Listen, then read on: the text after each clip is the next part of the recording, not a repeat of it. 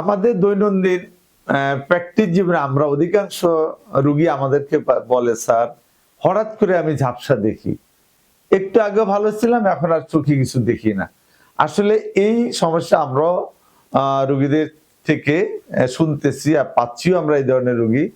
এই রুগীগুলোর যেটা বলবো, আসলে আমাদের চোখের সবচেয়ে বেশি রক্ত চলাচল আমাদের মুখমণ্ডলে, হাত পা থেকে এই জায়গাগুলো রক্ত চলাচল বেশি। আর চোখের মধ্যে সবচেয়ে বেশি সেন্সিটিভ অংশ হলো চোখের আয়না পিছনে থাকে, যেটাকে আমরা রেটিনা বলি বা চোখের মিরর বলি। সেই জায়গা হলো সবচেয়ে বেশি ভাস্কুলার, এবং আমাদের প্রতিবিম্ব বিম্ব যাই দেখি না কেন সেই রেটিনাতে তার ফোকাস হয়, তখন ব্রেনে যায় বলে আমরা সবকিছু পরিষ্কার স্বচ্ছ দেখি।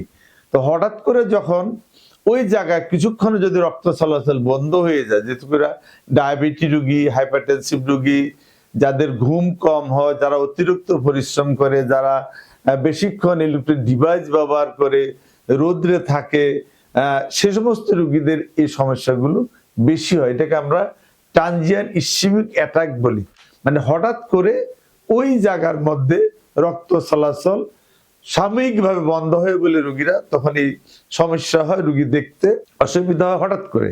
আবার হয়তো 1 মিনিট বা 30 সেকেন্ড বা 2 মিনিট পর একটু রেস্ট নিলে, চোখ বন্ধ করে থাকলে রোগীরা আবার এই সমস্যা থেকে পরিত্রাণ পায়। যদি এই সমস্যাটা বারবার হয়, ফ্রিকুয়েন্টলি হয়, তাহলে আমাদের চক্ষু বিশেষজ্ঞ শরণাপন্ন হতে হবে।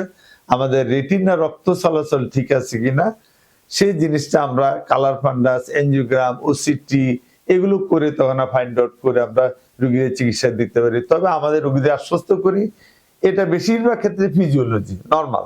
আমরা ভালো থাকি, আমাদের চোখ সুস্থ থাকবে, আমরা চোখের যত্ন নিই। ধন্যবাদ।